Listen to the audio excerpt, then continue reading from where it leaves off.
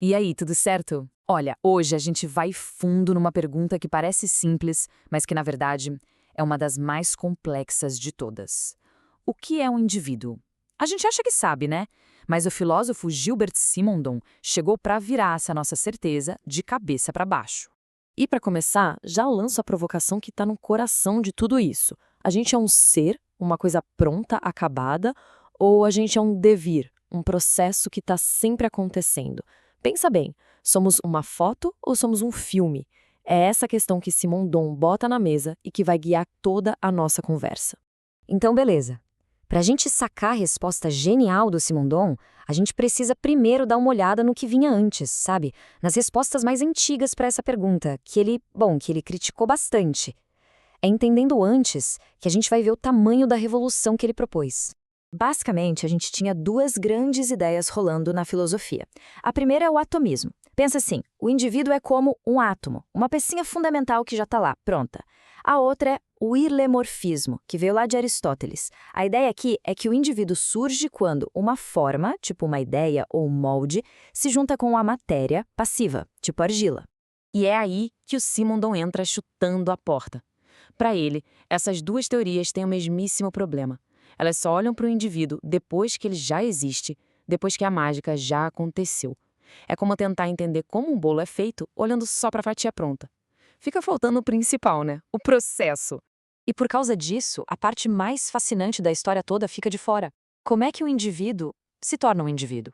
Esse processo, essa operação de verdade, vira o que ele chamou de zona obscura. É um grande mistério. Uma caixa preta que todo mundo aceitou que existia, mas que ninguém se deu ao trabalho de investigar de verdade. É exatamente aqui que a coisa toda vira. O Simondon chega e fala: esquece o indivíduo pronto, vamos focar em outra coisa. Ele propõe uma inversão total de perspectiva. Em vez de olhar para o resultado, a gente vai olhar para o processo.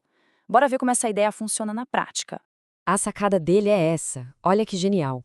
Para entender o indivíduo, a gente não pode olhar para ele. A gente tem que olhar para o processo que o criou, a individuação.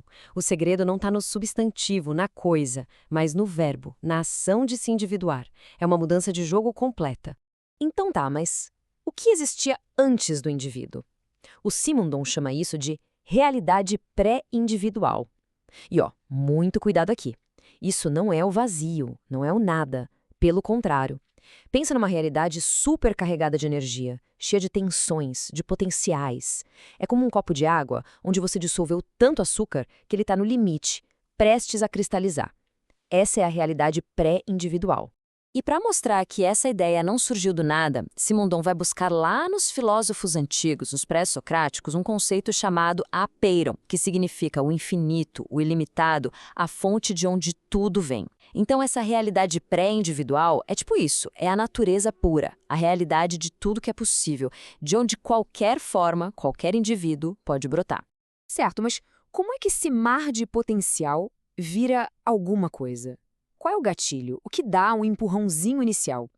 A resposta do Simondon, pasmem, está num conceito bem específico de equilíbrio. Para entender isso, vamos pensar em dois cenários. Primeiro, o equilíbrio estável. Imagina uma bola de gude parada no fundo de uma tigela. Ela não vai para lugar nenhum, né? A energia ali já se resolveu, fim de papo. Agora, pensa no equilíbrio metaestável. Imagina essa mesma bola equilibrada com muito cuidado no topo de uma montanha. Qualquer peteleco, qualquer sopro de vento e, bum, tudo muda. É um sistema cheio de energia potencial pronto para se transformar. E é só nesse estado metaestável que, para Simondon, a individuação pode acontecer. Ok, então a gente já tem a condição inicial, um sistema instável, cheio de potencial. Mas e agora? Qual é o motor? Qual é a engrenagem que faz esse processo de se tornar realmente girar? O nome que o Simondon dá para essa operação é transdução. Pensa no efeito dominó ou numa reação em cadeia. Uma primeira estrutura aparece e ela imediatamente vira o molde para a próxima camada que se forma ao redor dela. E essa segunda camada, por sua vez, já serve de base para a terceira e assim por diante. É uma estrutura que vai se espalhando, se propagando de dentro para fora. E para essa ideia não ficar só na teoria, o Simondon usa um exemplo que é simplesmente perfeito: a formação de um cristal. Ele diz que esse processo, que a gente vê acontecer na natureza o tempo todo, é o melhor jeito, o mais claro de entender como a transdução funciona na prática. Vamos ver o passo a passo. Então, vamos lá, acompanhando a cena. Primeiro, a gente tem um sistema naquele ponto de desequilíbrio, metaestável. Pensa numa solução de água com muito sal, supersaturada. De repente, surge ali uma pequena sementinha, um germe cristalino. Esse primeiro germe funciona como um pequeno ímã, um centro organizador.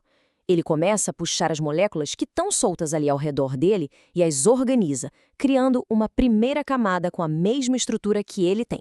E aí está a mágica da transdução. Essa camada que acabou de se formar vira ela mesma o molde para a próxima. E a próxima vira o molde da seguinte. É um processo que vai se espalhando camada por camada, construindo a si mesmo de dentro para fora, até que toda aquela tensão do sistema se organize e se estabilize. E isso muda completamente o que a gente pensa sobre a palavra informação, sabe? Para Simon e Don, informação não é um dado, não é um pacote de bits que você envia de um lado para o outro. Informação é o próprio ato de uma forma surgir. É a estrutura que aparece para resolver a tensão do sistema. Ou seja, a informação não é um mapa que existe antes do processo. Ela é o próprio processo de individuação se desenrolando. Beleza, a gente entendeu o cristal. Mas e nós? E os seres vivos? Agora vamos levar essa ideia do mundo físico para o mundo da biologia, para ver como a coisa fica ainda mais interessante. Aqui tem uma diferença crucial. A individuação do cristal tem um fim. Quando ele se forma por completo, o processo para. O cristal é o resultado e ponto final. Já um ser vivo, aí a história é outra. O processo de individuação dura a vida inteira, ele é contínuo. Um organismo não é só o resultado, ele é também o agente da sua própria individuação. Ele tem uma interioridade ativa, como disse Simondon, que está sempre trabalhando. E essa é a grande virada, o ponto central. Um ser vivo não é algo que foi feito e acabou. É um sistema que, enquanto está vivo, está se fazendo. A gente está o tempo todo se individuando, resolvendo problemas, aprendendo, se adaptando, se transformando em relação ao mundo. Então tá, depois dessa viagem toda pela filosofia do Simondon, o que a gente tira disso tudo? Como é que isso muda a nossa forma de enxergar o que significa ser um indivíduo? A conclusão, no fundo, é transformadora. Pela lente de Simondon, um indivíduo não é um substantivo, não é uma coisa estática, uma foto no porta-retrato. O indivíduo é um verbo, é um processo dinâmico que nunca para. Está sempre se tornando, sempre em devir, sempre se individuando. Isso nos deixa com uma última pergunta, que é talvez a mais importante de todas. Se esse processo de se tornar nunca acaba, se a gente é sempre uma obra em andamento, então a pergunta que fica é: quem você está se tornando agora, nesse exato momento?